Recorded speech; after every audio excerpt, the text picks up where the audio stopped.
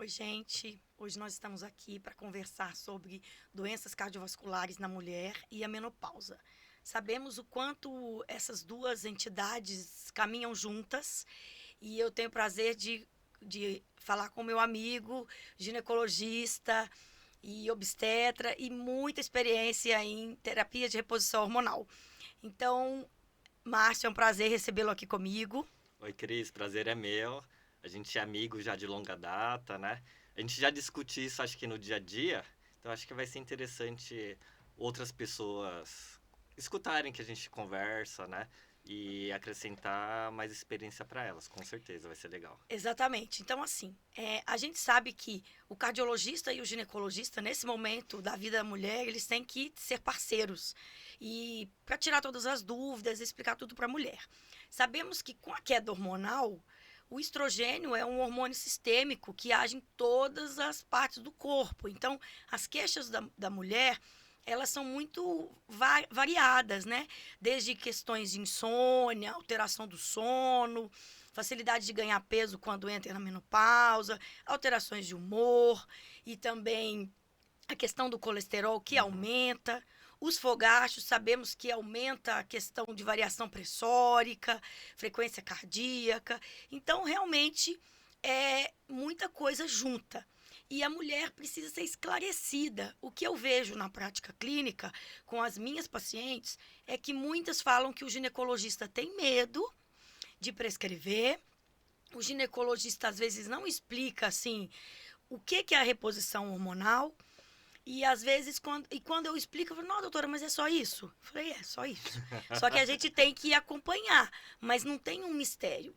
Então, a gente vai tirar algumas dúvidas e a gente vai dizer o que é consenso, o que não está recomendado na literatura, o que não devemos fazer. Porque nós médicos, se a gente não causar dano ao paciente, nós já estamos exercendo a medicina. E aí, infelizmente, hoje a gente vê muita coisa que não está com segurança e eficácia, colocando as pessoas em risco. Muitas vezes a paciente não sabe. Eu falo que para você escolher, você tem que conhecer. E se você não esclarecer, o paciente não vai poder escolher da forma adequada. Então, Márcio, para a gente começar, vamos falar o seguinte: o que é terapia de reposição hormonal? Segundo as diretrizes, os consensos, o que é de moderno, o que mais atual, que a gente sabe que saiu agora esse ano. Então, perfeito. Então, assim, a gente sabe que a mulher, depois dos 40, 45 anos, tem uma queda hormonal, né? Então, os ovários deixam a produzir seus hormônios, né? Principalmente o estrogênio. E com isso, como você disse, vai gerando inúmeros transtornos, né? Seja físico, psicológico. E a reposição hormonal acaba sendo, como o próprio nome diz, repor aquilo que a mulher deixou de produzir. Então não é nada novo que a gente está introduzindo a ela, né? É algo que naturalmente ela deixou de produzir dentro de uma fase que a gente chama período de benefício, né? Que ela poderia ter. A gente volta a repor, né? Essa questão hormonal, né? Então, hoje em dia a gente sabe que o ideal é repor hormônios que a gente chama bioidênticos. Então, a molécula é similar ao que o corpo produz. Porque o que acontecia antigamente? Os hormônios eram todos mais sintéticos. Então, o corpo precisava metabolizar eles para ter uma ação no órgão-alvo. Só que Sim. essa metabolização, principalmente via oral, trazia inúmeros transtornos, né? Que a gente chama efeitos colaterais, esses riscos, como trombose, né? Alguns casos, aumento de risco cardiovascular, né? Então, pela mudança da composição que a gente oferece hoje para as pacientes, a gente tem muito mais segurança.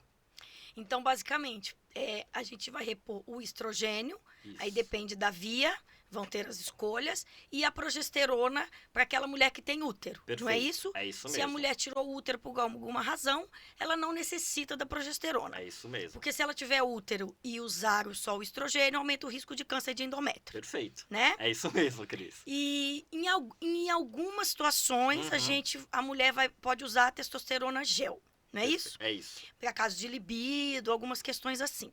A gente sabe que a dosagem da testosterona, ela não é validada para as mulheres. né? Assim, a gente não recomenda que dose testosterona na idade Uhum. fértil, porque sabemos que nós mulheres, isso é uma coisa importante, gente. Nós temos estrogênio, que é o hormônio que dá as características femininas, e temos um cheirinho de testosterona. Os homens têm a testosterona como hormônio principal, mas eles também têm um pouquinho de estrogênio. Então, hoje a gente vê muita mulher se preocupando com a testosterona em si, sendo que o estrogênio que causa todos esses danos. Então, está tendo um equívoco nessa interpretação. Aí, na menopausa, a gente dosa a testosterona, né? Porque tem mulheres que têm ela indetectável, Isso. não é isso? É isso mesmo. Mas também você tem que ter uma visão crítica em relação a essa dosagem, não é? Exato. Então, o que eu brinco com as pacientes, elas normalmente já vêm com a dosagem da testosterona e muitas falam, ó, minha testosterona é baixa, né? E outras falam, minha testosterona é alta. Mas, clinicamente, não há uma equivalência dose e quadro clínico. Então, o que a gente já Sim. fala para as pacientes? Tem paciente que tem a testosterona baixa, níveis sanguíneos, né? Que nem você disse, não é validado para mulher os testes, né?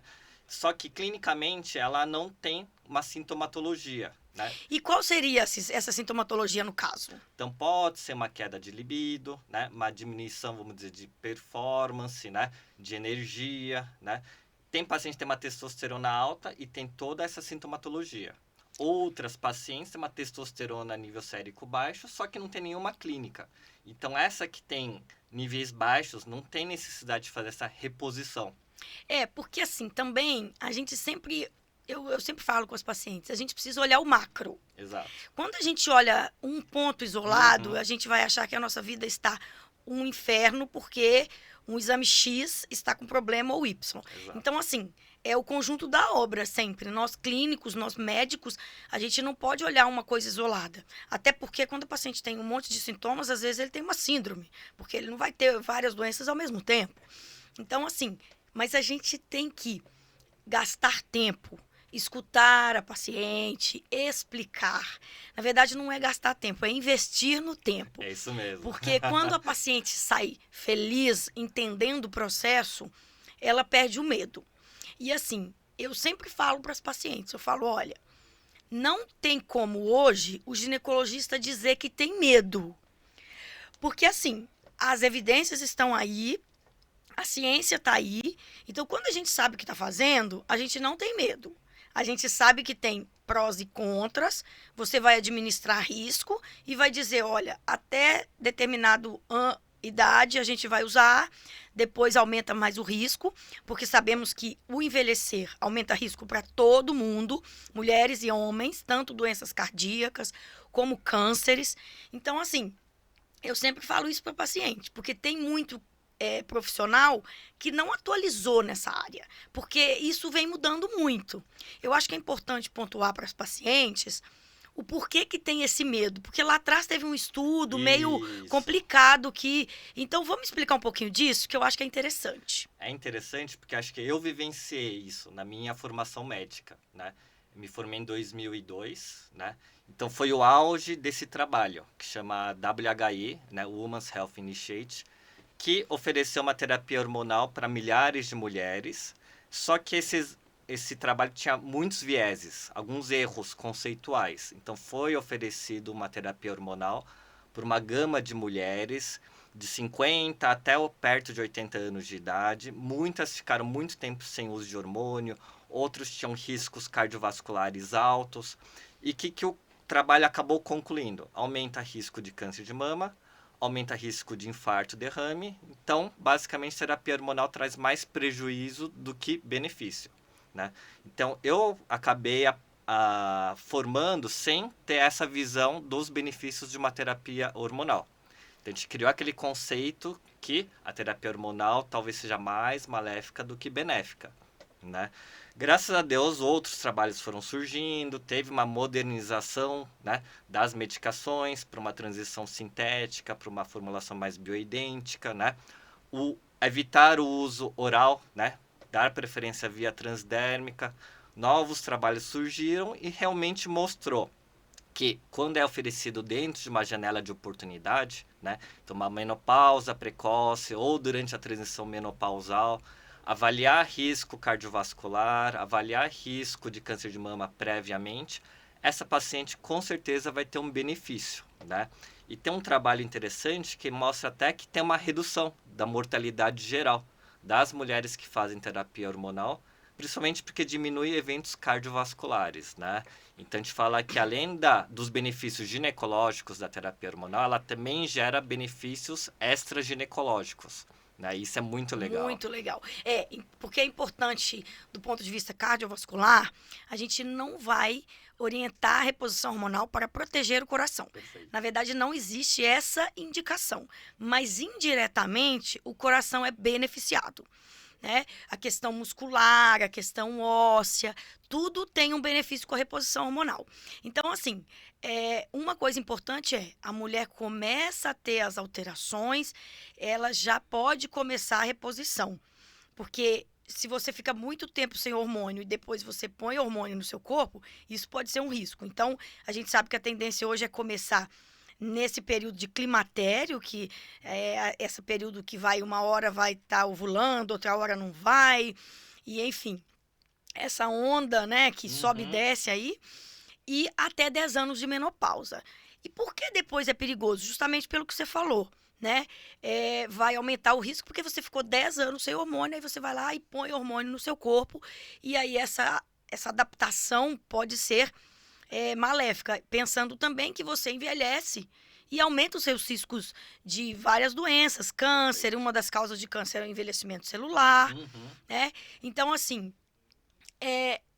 quando a gente fala terapia de reposição hormonal, toda mulher deve fazer ou quem tem indicação? Perfeito. Então, o que eu falo para as pacientes que estão nessa fase, né? A terapia hormonal é muito desejável, né? Então, se todas as mulheres se pudessem fazer, né, elas teriam um benefício, que nem a gente falou. Tem esse benefício extra-ginecológico, que muitas vezes são queixas silenciosas. Ninguém tem uma queixa da diminuição da densidade óssea, né? Quando já tem o sintoma, já se instalou uma osteoporose. Então, benefício sempre a mulher vai ter, né? Isso é uma coisa que a gente observa no dia a dia. Mas, ao mesmo tempo, eu falo, nem sempre é possível, né? Apesar de ser desejável, e nem sempre é possível manter, seja por efeitos colaterais ou por algum evento que surgiu, mas de uma maneira geral, há uma tendência a gente oferecer às pacientes. Mas, normalmente, alguma queixa elas sempre vão ter, só que é uma queixa meio negligenciada, seja por ela ou pelo médico. Só que nem você falou, se a gente conversar com ela, bater um papo, deixar ela falar, ela vai soltar essas pistas que muitas vezes elas nem acham que é da menopausa. Exatamente, porque assim, eu costumo falar isso, assim, eu não acredito que a mulher não tenha nenhum sintoma da menopausa. Perfeito. Às vezes ela acostumou com aquilo. Porque, teoricamente, pelo consenso, é para mulheres sintomáticas, Exato. né? Na menopausa. E as assintomáticas, a princípio, não teriam uma indicação precisa. Mas será que ela é mesmo assintomática? Porque quando você começa a conversar, lógico, a gente sabe que a mulher, ela é muito diferente do homem no sentido, assim, de trazer para ela várias questões, querer cuidar de todo mundo, o mundo moderno, que a gente é mãe, dona de casa, esposa, profissional, a gente está sempre com aquele cobertor curto, achando que a gente está faltando ali ou aqui, aquela culpa, que nem sempre é só a sociedade, é da própria mulher, né? A questão de ansiedade, depressão é mais comum na mulher, né? Então, a gente também tem que trabalhar isso, porque sabemos que as mulheres infartam de forma diferente do homem, a característica do infarto, a forma como o infarto acontece. Muitas vezes as pessoas acham que tem que ter uma artéria entupida para infartar, não necessariamente, pode ser uma doença da parede do vaso. Então, a gente também tem que perguntar para as pacientes o histórico ginecológico. O cardiologista tem que falar isso. Há tempos atrás, a gente achava que isso era uma coisa assim, que nenhum cardiologista ia perguntar. Mas a gente precisa explicar aqui o quanto as mulheres que tiveram diabetes gestacional, hipertensão na gestação, eclâmpsia, pré-eclâmpsia, parto prematuro, têm um risco cardiovascular aumentado. As mulheres que têm doenças autoimunes, que são doenças inflamatórias, como lúpus, psoríase, artrite reumatoide, essas doenças elas vão aumentar a inflamação e isso favorece doenças cardiovasculares. Além disso, temos também essas questões anatômicas, porque a artéria da mulher é mais fina do que do homem, o coração da mulher é menor. Então, realmente, esse olhar para a doença cardíaca na mulher, lá no HCOR eu tenho o prazer de participar, né, do grupo de estudo de cardiologia da mulher. Somos 13 mulheres, então imagina como são os nossos encontros, né? Sim. Assim, super divertidos e muita troca de experiência. Então, assim, eu acabei indo muito para esse lado de estudar a terapia de reposição hormonal, porque é um assunto que me deixa muito animada, eu gosto muito. E aí também a oportunidade de aprender com você e nossas trocando Com figurinhas pelo certeza, WhatsApp. é isso mesmo. Né, Márcio? Então, assim, então a gente sabe que se a gente esmiuçar, todas as mulheres vão ter um sintoma ou outro. Perfeito. Agora, quem de vez não pode fazer, assim, que a gente sabe, olha, você não pode fazer. Quem são essas mulheres? Quais são essas mulheres? Com quais doenças, com quais patologias? Então, assim, o que a gente fala, assim, existem contraindicações relativas, né? Que aí realmente a gente coloca na balança custo-benefício, e tem condições que, infelizmente, a mulher não poderia usar. Seja porque não tem trabalho atestando segurança, ou seja porque realmente aumenta um risco a mais para ela. O clássico, obviamente, é o câncer de mama, então, é um antecedente pessoal. Então, a mulher teve um câncer de mama. Hoje em dia não existe nenhum trabalho, né, que assegure, que ateste a possibilidade de usar terapia hormonal sem que haja um risco aumentado da recidiva da doença. Sim. Né? Eventos cardíacos, né, paciente que já teve um infarto, né, já teve Já colocou stent, Exato, né? Já teve AVC. um risco cardiovascular muito alto, também a gente evita justamente esse trabalho, né, que a gente comentou do WHI, mostrou realmente que esse grupo é o grupo que aumenta o risco de um novo evento cardiovascular, né? Tem doenças hepáticas agudas, que também são uma contraindicação absoluta. Sim. Mas, de modo geral, né, tirando essas causas principais, né, conversando, colocando na balança, a gente avalia a possibilidade ou não da terapia hormonal. Sim. E assim, eu vou até dar um exemplo do meu caso, né? Que a gente já trocou muita experiência sobre isso, que é importante, porque muitos pacientes dizem, doutora, a minha mãe, a minha irmã, a minha tia materna, paterna, tiveram câncer de mama. Eu posso fazer? Então, assim, eu tô naquela transição e a minha mãe teve câncer de mama com 38, mas naquela época não fazia teste genético, e a minha irmã está tratando um câncer de mama hormonal, que também não tem característica genética. Aí vem a pergunta, será que eu poderia fazer com esse antecedente tão, assim, vamos dizer, significativo por um lado, né? mas ao mesmo tempo, será que eu tenho um risco a mais ou eu tenho um risco igual? Porque você já me disse uma vez que a chance de a terapia de reposição hormonal causar um câncer é muito baixa. Qual é a estatística mesmo? É isso mesmo. Acho que de cada 10 mulheres que a gente sugere uma terapia hormonal, a gente brinca que 11 ou 12 pergunta, e o meu risco de câncer de mama? Aumenta muito, né? Então, acho que essa é a maior preocupação das mulheres, né? A terapia hormonal gera câncer ou não, né?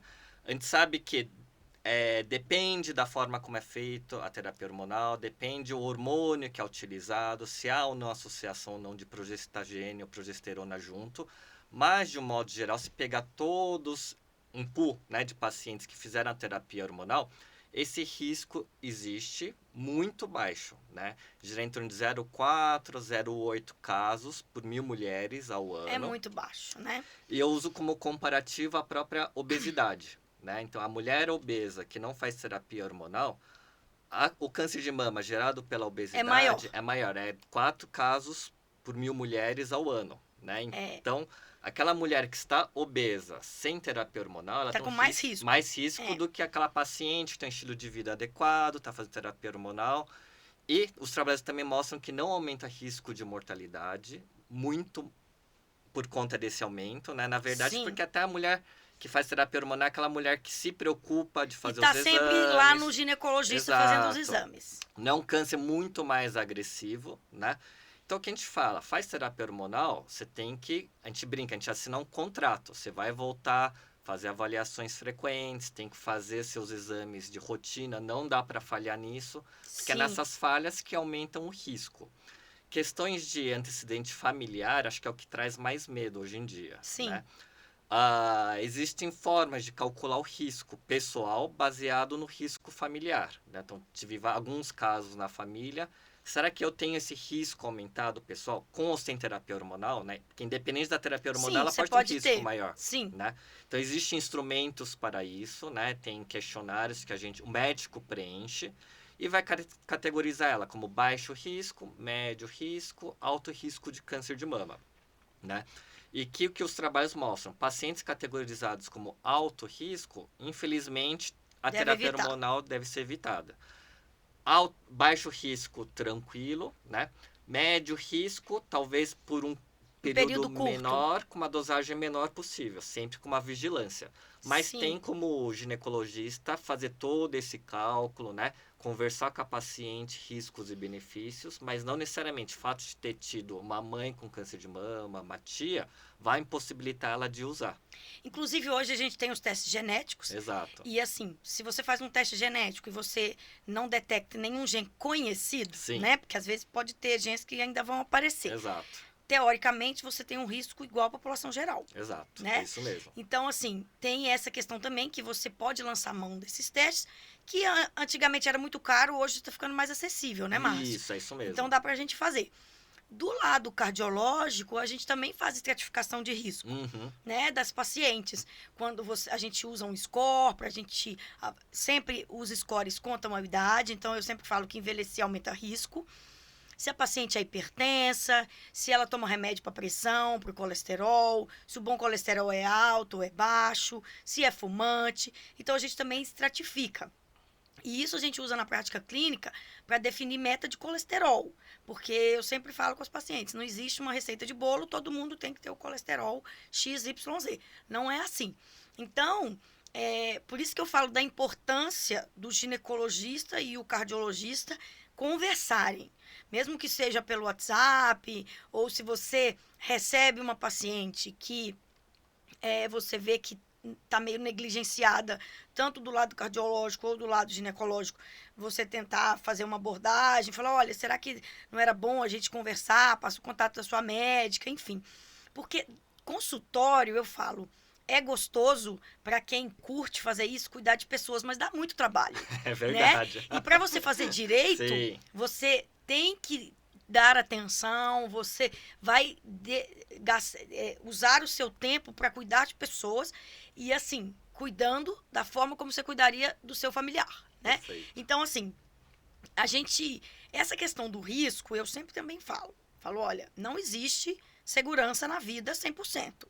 A gente sai de casa, pode acontecer N coisas, você pode usar um remédio que pode dar um efeito colateral, você pode usar, enfim. Então, a gente sabe que não existe essa segurança 100%. E aí vai ficar, você põe na mesa as possibilidades e as pacientes vão avaliar risco-benefício, por quê?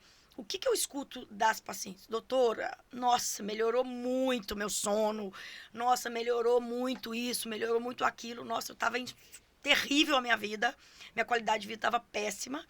Então, assim, eu acho que essa conversa é muito importante. E aí eu também queria abordar o seguinte: sobre o que não fazer.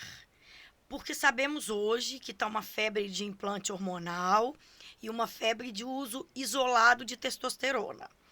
Então, assim, semana passada eu atendi uma paciente que o endócrino deu uma injeção de testosterona Eita. isolada, assim, aleatória, e já tinha pago, já pagou para usar a próxima. E aí eu falei para ela, olha, não existe essa indicação, né? Até porque o nosso hormônio é o estrogênio. Então, dependendo da absorção daquele componente, a paciente vai começar a ter características masculinas. Então, o que pode acontecer com essa mulher que está usando testosterona? Ela pode engrossar a voz, que não volta, isso é uma coisa muito importante, e a hipertrofia do clitóris, que também não volta. Pacientes podem desenvolver pressão alta, arritmias, e também alterações de acne, queda de cabelo, pelos, essas coisas. Então, a gente tem que saber o que não pode fazer. Por que não pode? Porque não está com evidência ainda. E você não sabe como o seu corpo absorve. Porque você põe um implante e aí você não sabe. Você pode absorver mais ou menos e aquilo lá não tem jeito de tirar, não é isso? É isso mesmo. Então, primeiro em relação à testosterona, acho que a gente que atende consultório, a gente pega inúmeros casos, né? Também atendi uma que ela tinha feito uma cirurgia bariátrica, ela tinha perdido uma massa muscular em grande quantidade, junto com a massa adiposa, enfim. Ela foi em busca de aumento da massa muscular, procurou um profissional da saúde e foi também prescrita a mesma situação, né? A injeção de testosterona, e ela mesma notou um aumento do clitóris, essa mudança de voz, mas nessa ocasião o profissional falou, pode manter, porque isso vai ser revertido depois que separar. E graças a Deus ela por conta, né, acabou suspendendo. Então que a gente fala que hoje em dia a informação está muito fácil o acesso, né? Então você não precisa ser um profissional da saúde para ter acesso a qualquer tipo de informação. Não só Sim. médica, né? De tudo. De tudo. A gente que está começando a correr, se a gente for atrás de alguma coisa de dicas de corrida, a gente vai Sim. encontrar. Mas será que isso vai ser benéfico para a gente? Será que a gente vai ter prejuízo? A gente não sendo especialista da área, a gente vai acreditar naquele profissional e vai aplicar na nossa vida diária, né? Sim. E a gente, como médico, como formador de opinião, a gente tem que se basear, né, no que a literatura, os consensos, né, As diretrizes. advogam, exato, né, porque senão também vira a festa do caqui, né, o céu é o limite, Exatamente. né, e a gente perde a mão, né. O que a gente costuma falar, né, em relação aos implantes, por exemplo, existe um implante que é liberado pela FDA, Anvisa, que é o Implanon, né, a gente Sim. até fala o nome comercial porque é o único que existe, E também né? para as pessoas frisarem, né? Não, isso aqui é Exato. seguro. Por quê? Porque existiu um trabalho, a farmácia, enfim, fez um trabalho com sérios e mostrou, atestou essa segurança, né? E esse Implanon, ele tem o quê, Márcio? Ele tem progestágeno, né, que é Tá. o etonogestrel. O objetivo dele é contracepção. Se for pensar dos métodos contraceptivos que nós temos hoje em dia para oferecer para as mulheres, este é o melhor para evitar gravidez. Olha que engraçado, né? A gente fala tanto de implante, né? Sim. Nessa questão de ser proibido ou não, mas o melhor contraceptivo, pensando apenas na taxa de falha, o implante é o melhor. Por quê? Tá. Porque é uma absorção que acontece de forma contínua, independe da absorção intestinal. A mulher não vai esquecer de não tomar. vai esquecer, pouca Perfeito. interação. Então, o que acontece? Foi feito estudos sérios, né? Foi liberado para comércio e a utilização acontece de forma normal. Normal. Exato. Com segurança e eficácia. Vende na farmácia, você compra sem problema nenhum, né? Em relação aos implantes hormonais, o que acontece? Existem várias, vamos dizer, formulações, né? Existem várias empresas que oferecem, tem as formas absorvíveis, não absorvíveis, né? Mas muitas vezes carecem de segurança, né? Porque não existe um trabalho para mostrar o quanto que ela é absorvida, a forma como ela é absorvida, né? Então a gente acaba perdendo um pouquinho a segurança, né? Muitas vezes, se você atender pacientes que já utilizam, acho que já aconteceu contigo também, Sim. você observa que há um benefício clínico. Claro. Né? Mas é que nem você disse, a gente não pode fazer um malefício maior do que um benefício, sempre. Né? Exatamente. E a gente acaba tendo que, vamos dizer, confiar demais, né? É que nem farmácia, acho que de manipulação, né? A gente tem que confiar que o produto está lá, né? Sim. Para poder fazer efeito. Será que teve a pureza correta? Isso, infelizmente, acaba não tendo, né? Sim. E, ao mesmo tempo, a gente está falando só de implantes hormonais, mas hoje em dia existem implantes de outras substâncias, né? E se não existe, vamos dizer, uma regularização, uma segurança para o seu uso, a gente vai começar a colocar tudo. Né? E a gente vê que esses implantes, essencialmente, as pacientes comentam, eles têm testosterona, a gestrinona, que é um análogo, não é, da testosterona? Ela Ou é não? um progestágeno que tem um efeito androgênico. Ah, tá. Faz um efeito semelhante à testosterona. Isso, Entendi. exatamente. Pois é. E aí, é o que eu falo para os pacientes. Claro que a paciente vai se sentir bem, igual o homem que começa a usar testosterona e ele se sente bem. Só que tem essas questões. Igual ontem eu atendi um paciente com 35 anos com 5 mil de testosterona. Né? Então, assim, isso daí já tinha Aham. várias alterações no corpo dele. Mas a gente não está aqui para Uhum. falar de anabolizantes no homem, nós estamos falando das mulheres. Mas a gente sabe que isso está muito indiscriminado. Exato. E não, você tem que avaliar que preço que você quer pagar. Então, eu acho que nós médicos, eu falo isso tanto para as mulheres quanto para os homens que chegam usando anabolizante. Porque eu também sou médica do esporte, então, assim, eu pego várias situações assim e eu falo, o nosso papel é explicar os riscos, né? Por quê? Porque muitas vezes as pessoas não sabem. Eu sempre pergunto, você sabe tudo que causa? Às vezes o paciente fala que sim, mas às vezes não sabe. E tem uns desavisados que foi no médico para emagrecer e tomou. Então, assim, se você sabe todos os riscos que você está correndo e você quer usar, é livre-arbítrio. Nós Uhum. médicos não estamos aqui para julgar ninguém.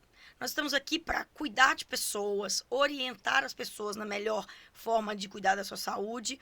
Mas você pode orientar, explicar, e as pessoas podem, mesmo assim, querer correr o risco. Igual as pessoas se mantêm obesas, se mantêm sedentárias, se mantêm comendo alimentação rica em gorduras. São escolhas. Livre-arbítrio, que cada um tem o seu. Então, eu acho que é importante a gente colocar. Porque a gente vê que muitas vezes esses profissionais que estão prescrevendo implantes hormonais, testosterona isolada para a mulher na menopausa, eles só contam a parte boa. E aí, claro que a gente vai querer, até eu vou querer, se só soubesse da parte boa, não é? Exato. Então, assim, a gente sabe que tem pacientes, mulheres tendo infarto, trombose, né? Trombose prévia é uma contraindicação para terapia de reposição hormonal, exceto, por exemplo, a mulher viajou, uma situação pontual de trombose, fez uma cirurgia, ficou mais acamada, aí você tem que avaliar, porque às vezes foi uma situação contextual.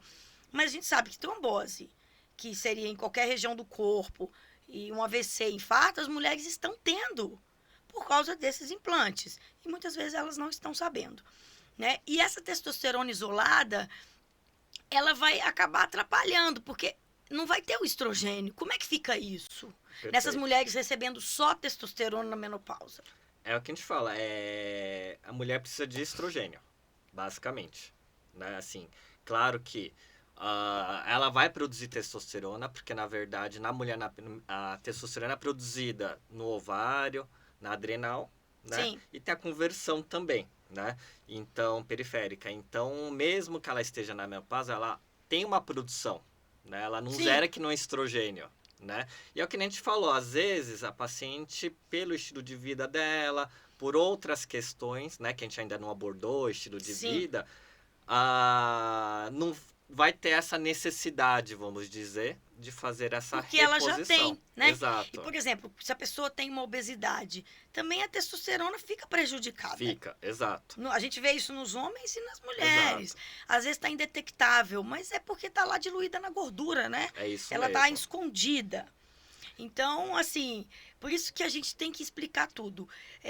E esclarecer para a paciente ter segurança e escolher. E, às vezes, por um período, fazer a reposição. Chega num ponto que você avalia. Até porque hoje não tem uma data certa, Exato. né, Márcio? Que antigamente é isso mesmo. tinha, não é? Tinha mesmo. Então, antigamente a gente falava, 5 anos, né? Fez, acabou, né? Azar. Agora segue se a vira. vida, segue a vida.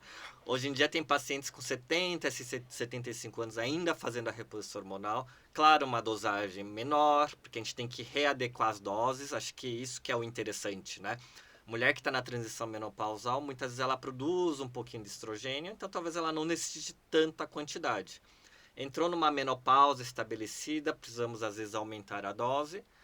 Passou de uma certa idade, até Diminui. pela mudança do estilo de vida, ela não teria tanta necessidade. Então, assim, esse acompanhamento é fundamental. Da mesma forma, essa paciente que usa com 75 anos, ela não começou com 70, 75 Ela começou anos. lá atrás, com 50 Exato. anos. E é uma paciente que pratica atividade física, faz alimentação adequada, que a gente vai falar um pouquinho, né? Sim, Tem um sono adequado, ela viaja, ela sai com as amigas. Então, você faz os exames, está tudo perfeito. Não tem por que tirar a terapia exatamente. hormonal se ela está tendo esse benefício, né? E assim, a terapia de reposição hormonal é sempre a menor dose com o melhor resultado. Exato. Se ela tá bem com aquele cheirinho, Tá deixa ótimo, ela com perfeito. cheirinho. É isso Não é mesmo. isso?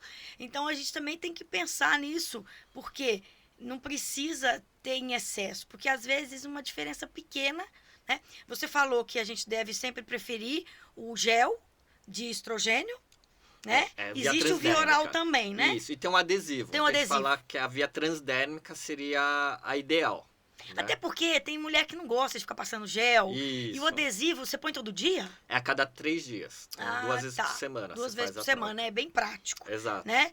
E assim, você até pode usar via oral, né? Sim, não é Mas que é proibido. não é né? proibido. Isso. Que a gente às vezes vê. Mas tem algumas situações que você não deve usar o estrogênio oral. Quais Perfeito. seriam essas? A trombose acho que é o clássico, né? É a mesma situação do anticoncepcional. O paciente teve trombose, evitamos o estrogênio, né? Tá, Porque estrogênio, principalmente via oral, é metabolizado no fígado, aumenta fatores de coagulação e isso propiciona mais poder trombose. um novo evento. É. Independente de ter usado um estrogênio mais natural, vamos dizer assim. E nas né? mulheres obesas também, né? É Exato. melhor o transdérmico. Exato. Então, tudo que aumenta risco para ela, seja trombose, evento cardiovascular. Mulheres que fumam também. Tabagismo, acaba, né? exato. Tabagismo não é uma contraindicação, né, para a terapia hormonal, mas aumenta a trombose, né? Exato. Aí se a gente usa um estrogênio via oral, aí soma 2 fatores, né?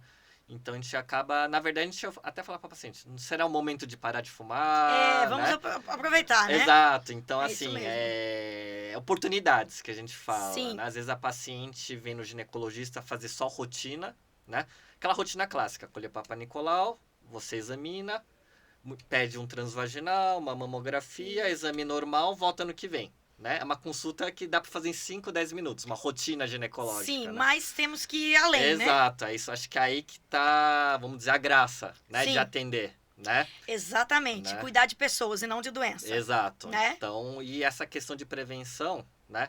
A gente fala prevenção secundária. Na verdade, você está buscando uma doença que existe numa fase que você não detecta. Mas será que não é mais interessante de prevenir que ela tenha a doença?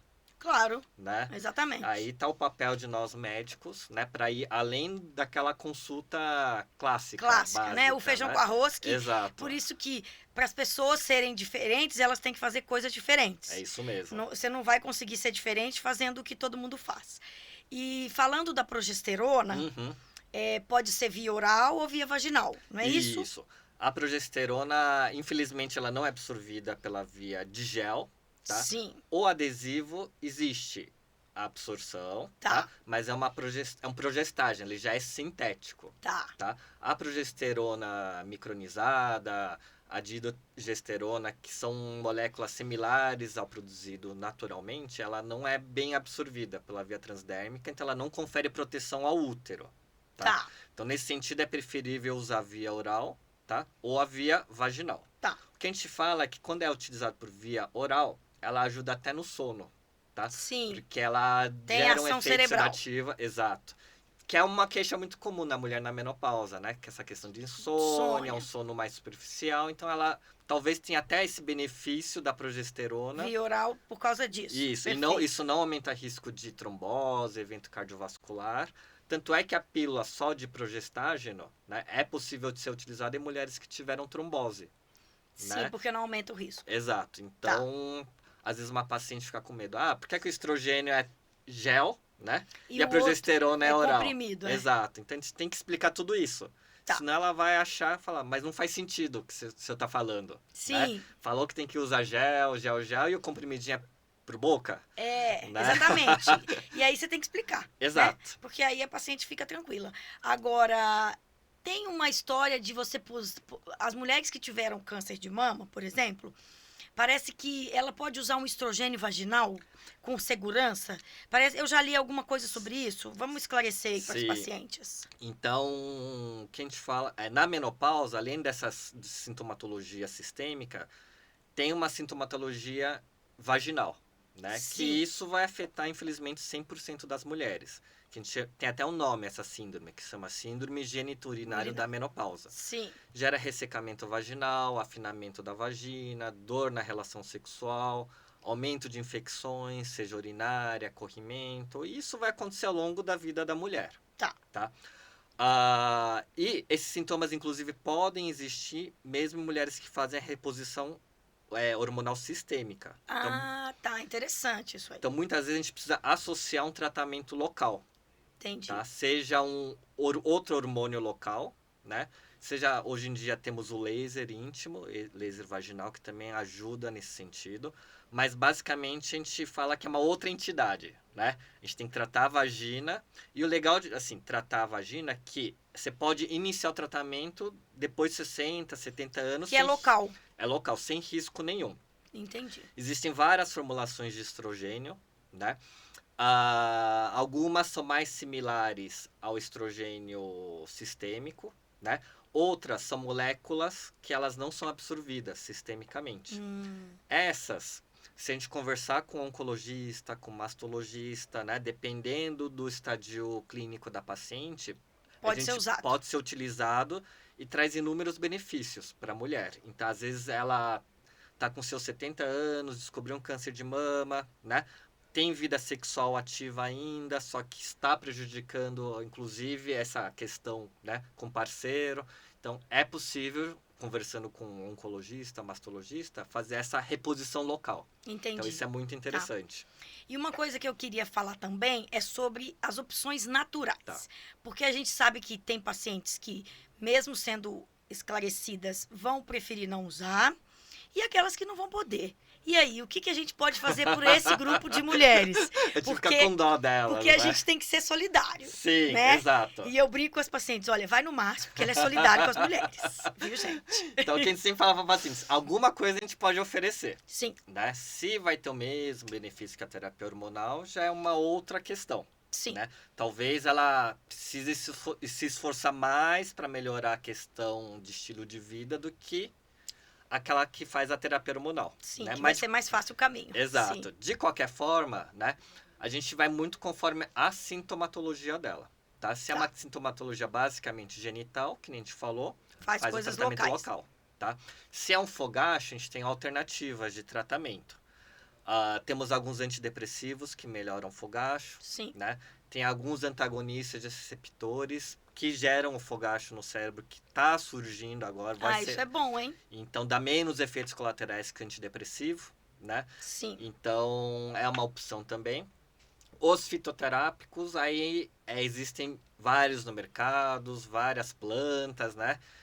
Os resultados são bem distintos, né? Tem paciente que responde bem, aleluia, graças a Deus, né? Infelizmente, tem aquelas pacientes que não têm um benefício tão grande. Mas sempre a gente pode oferecer a elas. Né? Igual, por exemplo, às vezes eu dou um antidepressivo natural, né? Assim, Sim. uma passiflora, uma coisa Exato. assim. Tem paciente que fala, não, doutora, foi ótimo. Perfeito. Tem paciente que fala, não é água pra mim. Então é isso. O que eu tenho usado na prática, para essas questões do sono, porque impacta na saúde cardiovascular, de pressão alta, variação de pressão e, né, assim, arritmias por privação de sono, é o magnésio treonato. Perfeito. Interessante que muitas pacientes e homens também falam, doutora, melhorou muito, assim. E alguns até diminuíram o uso de Zolpidem, essas medicações, né, que mais indutoras de sono, o próprio Lexotan, esses benzodiazepínicos, né, mais sedativos. Então, eu sempre falo, suplemento é uma coisa interessante, mas ao mesmo tempo, muita gente acha que é só perfumaria, mas porque todo mundo pode ir lá comprar, usar aleatório, às vezes a pessoa usa um monte de coisa, não sabe nem o que está ajudando em quê. Exato. Então, eu sempre falo, a gente tem que usar separado. Sim. Aí você usa para um fim, se melhorou, não, para mim não fez efeito, para outro fez. Então, assim, bem usado, tem alguns estudos, né, com suplementos. Eu vou fazer até um podcast com uma amiga nutricionista sobre os suplementos. Que agora eu vou fazer uma websérie. Cada dia eu vou falar com um colega diferente, vai ser muito legal. Então, assim, eu tô tendo essa experiência do magnésio treonato, que legal, porque Cris. tem uma ação né, cerebral, e então tem ajudado no sono. E basicamente é o que eu uso. E antidepressivos, né? Que uma vez eu fui num congresso de cardio e teve um ginecologista que deu aula, que era o que o cardiologista precisa saber. E aí ele brincou assim, que a mulher acorda e o marido fala bom dia, ela fala só se for pra você, né? Porque a mulher tá lá naquelas ondas de calor enlouquecida, de madrugada ficou com frio, ficou com calor e troca de roupa, enfim. E aí ele falou desse antidepressivo que é a venlafaxina, né? Que também trazem efeitos aí nessa questão. Então, em algumas pacientes eu também comecei a usar e falei, ó, volta no ginecologista para ver se tem mais alguma coisa. Mas também é um feedback positivo das pacientes Sim. nessa questão dos fogachos. E que também oscila, né? Tem períodos que tem, às vezes no começo da menopausa, do climatério, e depois some, Desaparece, é isso mesmo. Acho que da sintomatologia do climatério, da menopausa, acho que o fogacho é o sintoma que ela identifica mais fácil. É, porque é enlouquecedor, gente. Exato. Então, acho que quem já teve sabe, né? Às vezes está no meio da reunião, ela fala, preciso tirar a roupa, preciso levantar da mesa. De repente, dá um frio, coloca a roupa de novo, aquele suadouro. E ela fica ansiosa pelo próximo episódio, porque não é algo que você possa prever. E é uma Né? situação constrangedora. Imagina, você está numa reunião de trabalho e começa com aquela... O paciente fala, doutor, parece que eu tomei banho. É isso né? mesmo. Então, assim, eu falo que o homem nunca vai entender isso. Né? Exato. Porque isso não faz parte da vida dele. Então, eu acho que pra gente agora finalizar nosso papo, eu acho que é muito importante essas questões do estilo de vida. Por quê? Exercício, sono, estresse e alimentação são pilares que não dá para ser negligenciado na menopausa. Porque eu falo, não tem essa opção ser sedentário na menopausa, não refletir sobre o que você come, não pensar de como você vai manejar o seu estresse e como você vai ter uma qualidade de sono nesse mundo adoecedor que a gente vive. A gente sabe que a gente acaba dormindo menos do que precisa. Essa questão do sono, esse que eu sempre brinco, mundo real, mundo ideal. Esse mundo ideal de dormir de 8, 9 horas por dia, de 7 a 9, é uma coisa difícil para a maioria das pessoas. Mas existe um corte que se fala assim, será que abaixo disso aumenta mesmo o risco? A gente sabe que alguns estudos mostram que abaixo de 6 horas de sono, de forma mais persistente, aumenta mais esse risco de doenças relacionadas à privação do sono.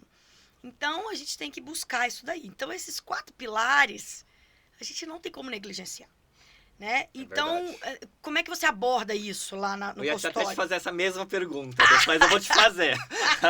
Mas é engraçado que esses 4 pilares eu falo para todas as pacientes, né? A gente fala que é realmente a alimentação, né? Atividade física, sono e estresse, né? E a gente, como médico, às vezes é fácil falar, ó, a partir de agora você tem que mudar a alimentação, você tem que fazer atividade física, manejar o estresse e dormir. Exato. Ela vai sair do consultório e falar, e aí? Começa por onde? É louco. Exato, começa por onde, né? Então, e é muita coisa, às vezes, para mudar para uma paciente só, porque às vezes tá tudo errado. Né? Uma grande parcela das vezes, né?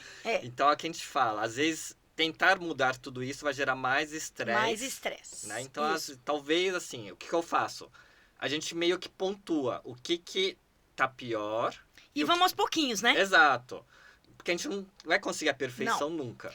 O que eu falo, por exemplo, aquela pessoa 100% sedentária, eu já falo, olha, você vai começar a se movimentar mais durante o dia. Você vai a pé onde der, você sobe escada em vez de pegar elevador, você tenta aquela história de 8.000 passos por dia, que você se movimentar bastante, você vai conseguir. E, comece a fazer uma atividade física pelo menos no final de semana. Se você fizer sábado e domingo, já vai dar diferença. Porque teve um estudo que mostrou que comparou pessoas que faziam atividade física assim, de forma 2 vezes por semana, com intervalos, e aqueles que fizeram só final de semana. E isso já teve um benefício para aqueles que se movimentaram todos os finais de semana. Porque na hora que você começa, eu sempre falo que é um novelo que você começa a puxar. Uhum. E aí ele vai se desfazendo. Né? Então você começa a se movimentar no final de semana, aí você acha a quarta-feira ou a terça para fazer alguma coisa, aí você começa a se sentir bem. Aí você fez exercício, você pensa, não vou comer essa besteira aqui não, porque eu gastei energia, agora eu vou poupar, que eu quero perder. E aí você começa a ficar mais definida na atividade física, o seu corpo começa a mudar um pouquinho, você vai ficando animada porque você quer mais. Porque a mulher é muito dessa coisa visual, de olhar no espelho, de ver que a roupa tá servindo, né? Essa questão que é muito mais significativa para as mulheres, né? Aí você mexendo nessa questão, você vai melhorar o sono, é um escape. Por exemplo, eu faço pilates, todo mundo sabe, nas minhas redes eu ponho, mas o pilates é uma terapia, porque junta aquela mulherada. Às vezes tem 4 mulheres fazendo pilates, tem 2 professoras, então a gente dá muita risada. Tem algumas que a professora tem que ficar chamando atenção para fazer o exercício. Que nem escola. Mas como as mulheres têm consegue fazer 1000 coisas ao mesmo tempo, a gente faz o pilates bem feito, conversa, dá risada. Faz terapia. E aí, quando acaba, a gente está zen, né? Então, assim, um dia na pós-graduação, o meu professor falou assim, na pós de medicina do esporte, falou, gente, se você escutar nas redes sociais tudo que você tem que fazer, tomar água, fazer exercício, dormir direito, nananana, você vai enlouquecer, é isso que você falou. Uhum. Então, comece a fazer uma coisa de cada vez. Hoje você tomou mais água, amanhã você fez exercício, no outro dia você tirou o refrigerante da semana, né? E só tá tomando no final de semana, você parou de comer fast food dia de semana, deixou só para o final de semana, porque menos é mais. Eu sempre brinco que daqui para frente, depois 200, né? Menos é mais do ponto de vista de comida e bebida. Então, você bebe e come menos, saboreia mais. E mais exercício é mais saúde e longevidade. Porque se o paciente não fizer a parte dele, nessas questões dos pilares do estilo de vida, nós médicos vamos dar remédio. Às vezes o paciente acha que a gente gosta de remédio. Não, é porque a gente tem que resolver um problema que o paciente não ajuda a gente. Então, eu sempre brinco, me ajuda a te ajudar. Você faz a sua parte e eu faço a minha. Porque todo mundo sabe que o meu nome é Cristina Milagre e os pacientes vêm, doutora, o que você vai fazer? Eu falo, não, o que nós vamos fazer? Né? Porque eu brinco que o milagre acontece de forma bilateral, na parceria. Então, assim, eu acho que essa abordagem hoje da obesidade, que é uma doença já há muito tempo, conhecida, né, pela Organização Mundial de Saúde, e hoje a gente tem vários medicamentos aí para tratar a obesidade, que se a gente não tratar, vai trazer várias questões, até nessa questão de câncer, que a gente sabe que está relacionado, câncer de mama, com obesidade, sedentarismo. Então, quando você cuida desse todo, você está diminuindo a chance de ter câncer, né, de ter várias coisas. E essa questão ginecológica, Márcio, é o que você falou para mim um dia que a gente estava conversando. A mulher que faz a terapia, ela é mais vigilante e mesmo se ela tiver algum problema, ela vai detectar no começo. E muitas vezes a gente vê que mulheres que não fazem terapia de reposição hormonal, elas somem do ginecologista e nunca mais aparece. Aí depois, na hora que vê, tem um câncer que já está lá num estágio avançado, né? Então, você sabe que você tem que pesar risco-benefício e que você tem que ficar ali vigilante na questão. Uhum. Mas, com certeza, assim, qual a mensagem que você daria aí do ponto de vista ginecológico para essas mulheres de climatério, menopausa, e que você acha que é muito importante que quem está nos escutando vai levar para a vida? Então, o que a gente fala, assim, a gente brinca que o ginecologista é quase um casamento com a paciente. Né? Às vezes, o mesmo ginecologista acompanha 30, 40 anos a mesma paciente. Então, a gente passa por várias fases da vida dela, né? E a nossa obrigação é ajudá-las em todas as suas fases, né? E eu comparo a menopausa e climatério com a aposentadoria, né? A gente se prepara financeiramente para uma aposentadoria, a gente se prepara mentalmente, né? Mas a gente nunca se prepara para a menopausa. Sim. Né? Então, fazer essa prevenção, fazer uma poupança muscular, poupança óssea, né? Poupança de evitar doenças ao longo da vida, acho que é o papel do ginecologista. Sim. Né? E acho que o maior desafio é da mulher 40 a mais, né? Tá na moda esse termo, 40 a mais, né? Acho que você vivencia isso, tem carreira, tem a casa, tem o filho em idade escolar, né? Que nem você falou, você doa muito, você se esquece. Sim. Né? E essa paciente, daqui a 5, 10 anos, vai estar na aposentadoria do ovário dela. Sim. Né? Então, nosso papel e muitas vezes ela não está pensando nisso, porque ela não tem nem tempo de pensar. Não sobra tempo, exatamente. Né? Então, o papel nosso ginecologista é sempre toda a consulta, né? pontuar as coisas. Exato. Porque de tanto falar, uma hora dá certo. Exato. A primeira fala, tá longe, né? É. Falei, é besteira, né? Mas com o tempo você vai vendo que há essa importância, ela vai vivenciando amigas que entraram na menopausa, mãe, enfim, tias, né? Vai vendo, revivendo histórias e vai vendo que realmente tudo aquilo fez diferença. Exatamente. Né? Porque a gente está falando de uma mulher de 40, 50 anos, 60 que anos. hoje estão no ápice, né? Exato. Tipo, você vê mulheres com 60 anos lindas, trabalhando e cheio de projetos, Exato. né? E antigamente, mulher de 60 anos era uma vozinha em casa, velhinha, fazendo Dona nada. Benta, Dona Benta, né? Então, assim, e a minha mensagem é isso, assim, também dessa parte do cuidar, dessa parceria, da gente estabelecer um vínculo com a paciente na prevenção de doenças cardiovasculares, que a gente sabe que a menopausa vai trazer. Então, não dá para não ir no cardiologista. E não dá para implementar essas mudanças, porque a gente sabe que quando você envelhecer, se você tiver músculo e osso, você vai ter mais imunidade, mais autonomia. Se você tiver que fazer uma cirurgia, ficar internado, você tem mais chance de recuperar quando você tem músculo, massa óssea. Então, a gente vê isso na prática clínica. Então, assim, eu gostaria de agradecer muito o Márcio Kajikawa, que eu acabei não falando o sobrenome dele. Ele é ginecologista, obstetra, tem muita experiência com essa parte de tratamento de terapias hormonais na menopausa. Ele trabalha com a gente lá no check-up do HCOR há muito tempo. E a gente começou com uma relação profissional e hoje somos amigos, parceiros de corrida, que eu levei ele para corrida, né? E eu vou trazer outros podcasts aqui com outros profissionais. Todo mundo sabe aí da minha bandeira em relação ao exercício, promoção de saúde, como cardiologista e depois, recentemente, como médica do esporte.